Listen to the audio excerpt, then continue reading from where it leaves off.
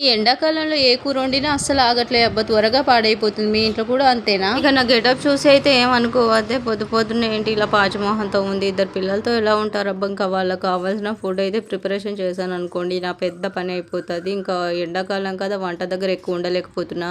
ఇక మా ఆయన అయితే డ్యూటీ వెళ్ళిపోయారు, ఆయన ఉంటే అంబలి కూడా చేయాల్సి ఉండేది. ఇంకా ఈ రోజు అయితే మా ఊడికి నా కోసం అని చెప్పేసి గంగమేల టమాటో వండుతున్నా. అది కొంచెమే వండుతున్నా, ఎక్కువ వండితే ఎందుకో ఈ ఎండాకాలం కూరలు త్వరగా పాడైపోతున్నాయి. అందులోకి మామిడి ముక్కలు వేద్దామని మామిడి ముక్కలు కూడా 2-3 తీసుకుని, ఎక్కువ వేయట్లేదు. మరి పుల్లగా అయితే నాకు అస్సలు ఇష్టం ఉండదు, అందులోనూ కొంచెమే కదా కూర ఉండేది. అందుకని వంట చేస్తూ ఇటు నా చిన్నమ్మని చూస్తూ తనేమో ఏడుస్తుంది. ఇంకా సర్లే అని ఎత్తుకొని వచ్చేసా. ఇంకా తనకి ఉగ్గు ప్రిపేర్ చేయాలి కదా, ఇంకా ఒక స్పూన్ ఉగ్గు తీసేసుకొని ఇంకా వాటర్ వేసి కలిపేసుకొని స్టవ్ మీద పెట్టేసి, ఆలోపు తనకు కూడా ఉగ్గు ప్రిపరేషన్ అయిపోయిందంటే ఇంకా తనకు కూడా తినిపించేయచ్చు. అందుకని ఇప్పుడైతే మార్నింగ్ 8 అవుతుంది, కానీ ఎండ అయితే బీభత్సంగా ఉంది బయట. ఏ 10-11 అవుతున్నట్టుగా ఉంది.